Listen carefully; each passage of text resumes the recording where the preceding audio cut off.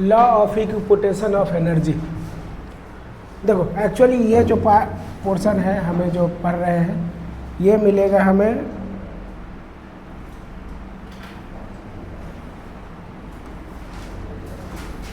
Kinetic theory of gas में KTG में मिलता है, ठीक है, लेकिन हम लोग यहीं पढ़ लेते हैं। तो यहाँ बोला क्या गया है उसके अनुसार आते हैं। बोला है कि average kinetic energy associated width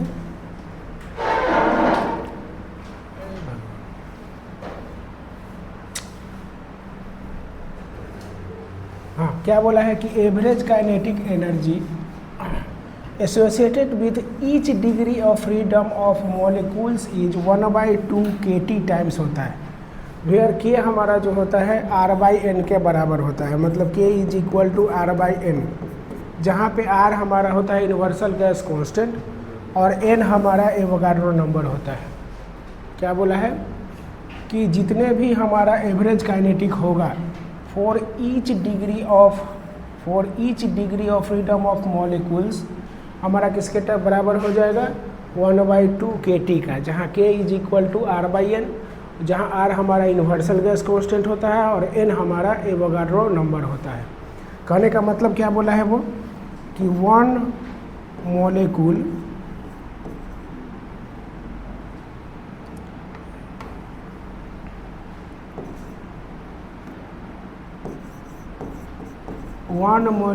of kinetic energy हमारा जो हो जाएगा किसके बराबर हो जाएगा 1/2 kT के बराबर होगा। T हमारा यहाँ पे टेम्परेचर होता है जिसको हम लोग केल्विन में लेते हैं, ठीक है, T को हम लोग केल्विन में मेजर करते हैं।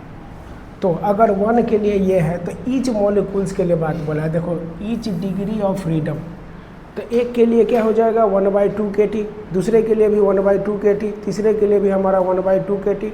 मतलब अगर F के लिए हम बात करें, सिर्फ डिग्री ऑफ फ्रीडम के लिए बात करें, तो 1 molecule of degree of freedom की बात करें, डिग्री ऑफ फ्रीडम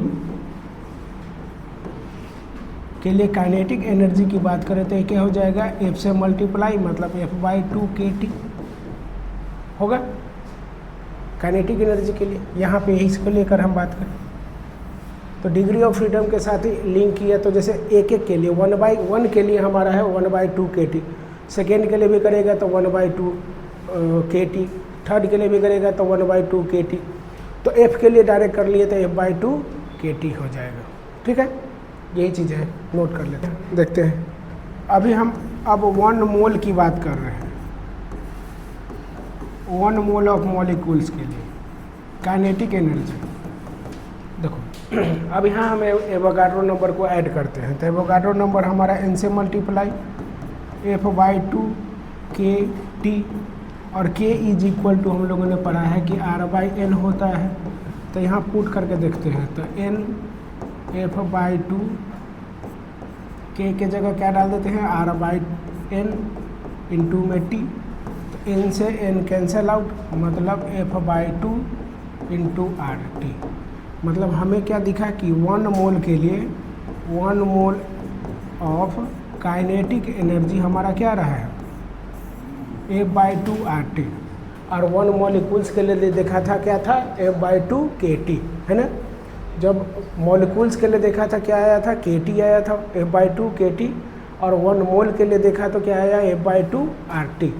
अगर n नंबर ऑफ मोल्स के लिए बात बोले, व्हेन n नंबर ऑफ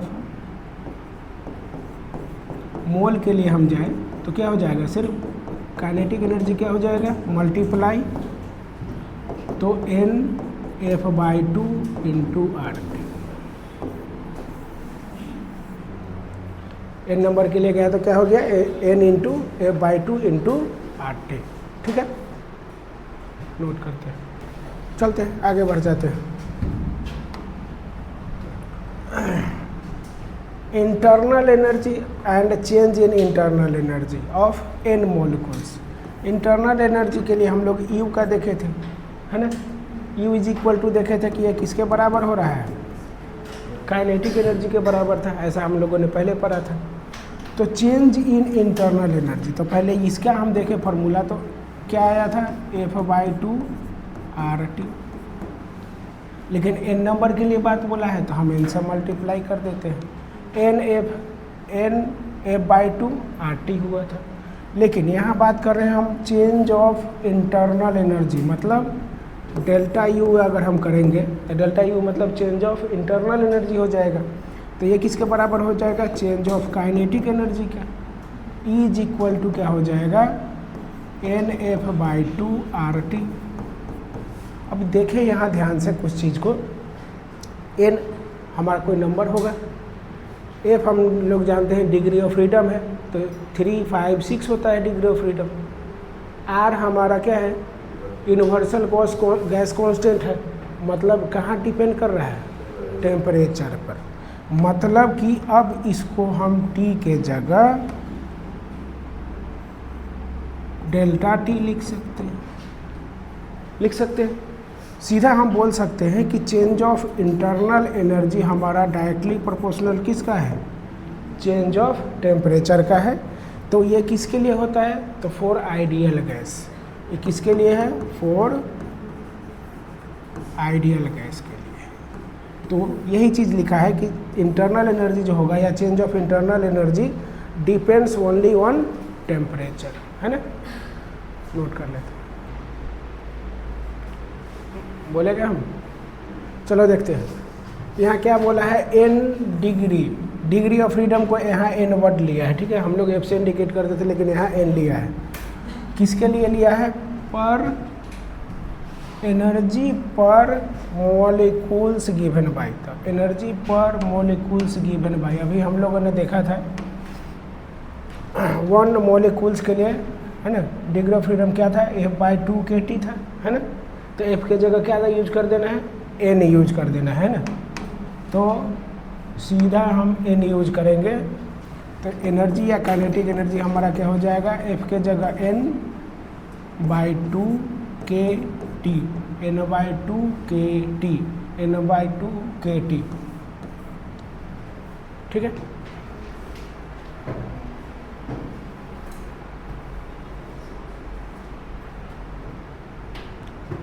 हो गया? चलते हैं आगे बढ़ते हैं। नेक्स्ट क्वेश्चन ट्राई करते हैं।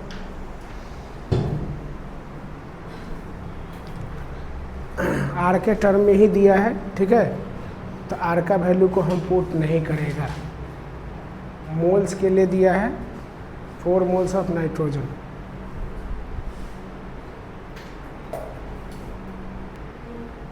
चलो देखो यहाँ दिया क्या है? 4 मोल दिया है, मतलब n का वैल्यू दिया है 4, है ना। नाइट्रोजन के लिए डिग्री ऑफ फ्रीडम हमारा क्या होता है? 5, और टेम्परेचर हमारा डिग्री सेल्सियस में दिया है, तो इसको केल्विन में चेंज करेंगे तो इसमें प्लस कर देंगे कितना? 273, मतलब 300 केल्विन में हो जाएगा।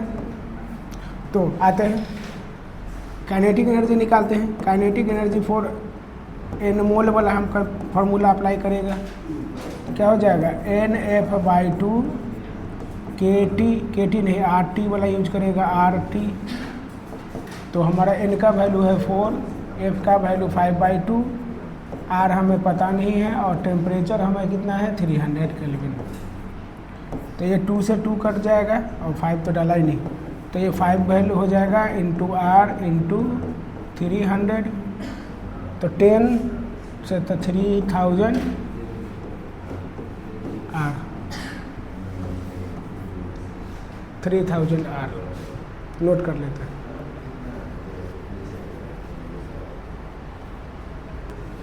एक गैस मिक्सचर है कंसिस्ट ऑफ 2 मोल। n का वैल्यू पहले के लिए क्या दिया है? 2 मोल ऑक्सीजन। ऑक्सीजन O2 का डिग्री ऑफ फ्रीडम कितना हो गया? 5। तो पहला इसके लिए हमें निकालते हैं इंटरनल एनर्जी, U1 मान लेते हैं इसको। तो क्या हो जाएगा? NF/2 RT। तो n का वैल्यू है 2 इंटू 5/2 इंटू R और T। तो ये दोनों कैंसल आउट, मतलब बचा क्या? 5RT। सेकेंड कंडीशन क्या बोला है कि n का वैल्यू हमारा क्या है? 4 है, 4 मोल है नियोन के लिए। तो नियॉन के लिए Na लिखते हैं, इसका डिग्री ऑफ फ्रीडम कितना है 3 है।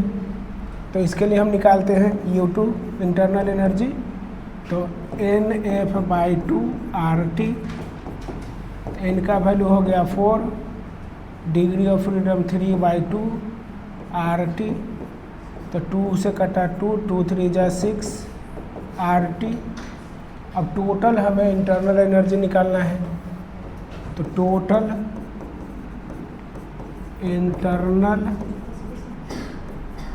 एनर्जी इज इक्वल टू क्या हो जाएगा U1 प्लस U2, मतलब 5 RT प्लस 6 RT, मतलब 11 RT।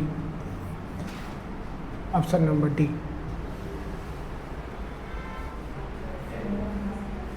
1/4 mass by molar mass, mass by molar मास। तो मास दिया है 1 ग्राम, किसका हीलियम का। हीलियम का मोलर मास कितना होता है 4।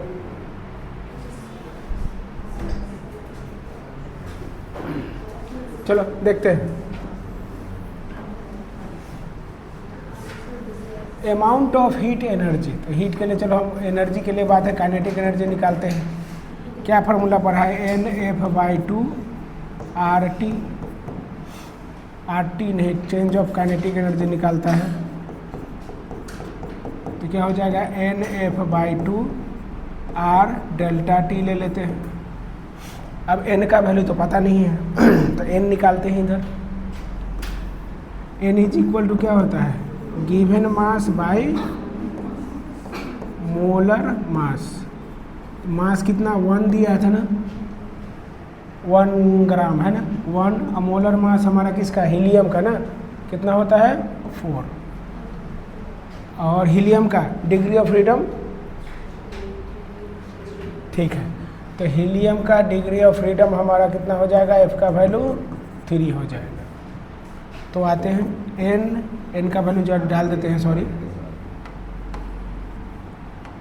N का वैल्यू हो गया 1/4 इंटू 3/2 R, और डेल्टा T के लिए इसको हम लिख सकते हैं T2 माइनस T1, तो ये आ रहा है 3/8 R। यहाँ किसके टर्म में लिया है N और K के टर्म में। तो इसके लिए हमने फार्मूला क्या पढ़ा था, K is equal to R/N पढ़ा था, तो R इज इक्वल टू क्या हो जाएगा NK। तो यहाँ पुट कर देते हैं NK T2 माइनस T1 का 3/8 ये C।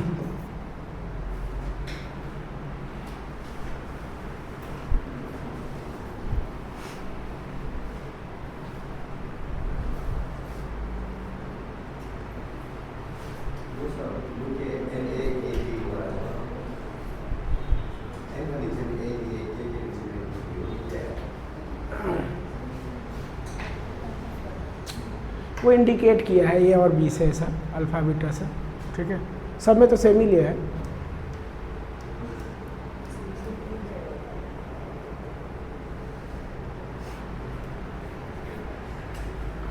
हो गया, चलते हैं नेक्स्ट क्वेश्चन। 2020 पहले सेल्फ से ट्राई कर लेते हैं एक बार।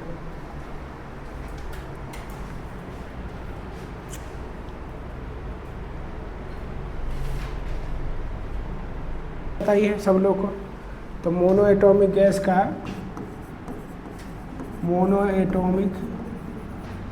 का डिग्री ऑफ फ्रीडम हमारा कितना होता है 3 होता है। तो एवरेज एनर्जी निकाल देते हैं। काइनेटिक एनर्जी किसका एवरेज क्या हो जाएगा F/2 KT, तो F का 3/2 KT A, ठीक है। चलते हैं नेक्स्ट क्वेश्चन। JEE 2022 1